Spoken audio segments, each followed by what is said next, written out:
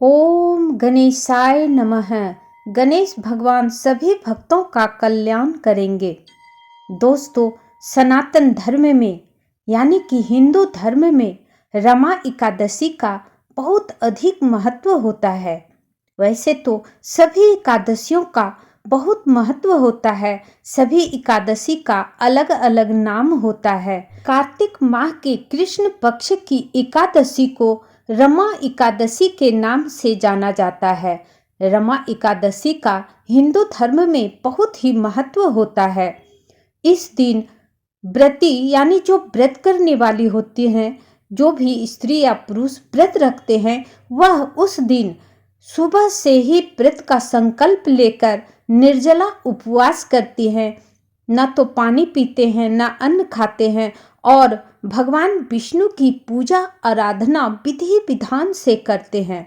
मान्यता है कि रमा एकादशी के दिन भगवान विष्णु की आराधना करने से सुख और समृद्धि में वृद्धि होते रहती है। तो चलिए हम जानते हैं कि इस साल 2024 में रमा एकादशी कब है, पूजा का शुभ मुहूर्त क्या है, विधि क्या है और व्रत का पारण कब और समय, शुभ समय क्या है व्रत का पारण करने का। वैदिक पंचांग के अनुसार कार्तिक माह के कृष्ण पक्ष की एकादशी तिथि 27 अक्टूबर को सुबह 5:23 पर प्रारंभ होगी और इसका समापन 28 अक्टूबर को सुबह 10:31 पर होगा। उदया तिथि के अनुसार रमा एकादशी का व्रत और उपवास 28 अक्टूबर 2024 को रखा जाएगा। रमा एकादशी का महत्व धार्मिक परंपराओं में अत्यंत महत्वपूर्ण माना जाता है। इस व्रत के संबंध में यह मान्यता है कि जो व्यक्ति इस व्रत का पालन करता है, उसके सभी पाप समाप्त हो जाते हैं। जो भक्त पूरी श्रद्धा और समर्पण के साथ रमा एकादशी का व्रत करता है, उन्हें मृत्यु के पश्चात वैकुंठ धाम में स्थान प्राप्त होता है।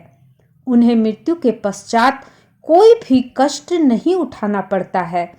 इस दिन भक्तजन भगवान विष्णु की विशेष पूजा करते हैं, जिससे उन्हें आध्यात्मिक लाभ और मानसिक शांति भी मिलती है। रमा एकादशी की पूजा विधि शास्त्रों में भी विशेष रूप से वर्णन किया गया है। इस दिन भगवान विष्णु के साथ देवी लक्ष्मी की पूजा करने से धन और समृद्धि में वृद्धि होते रहती है।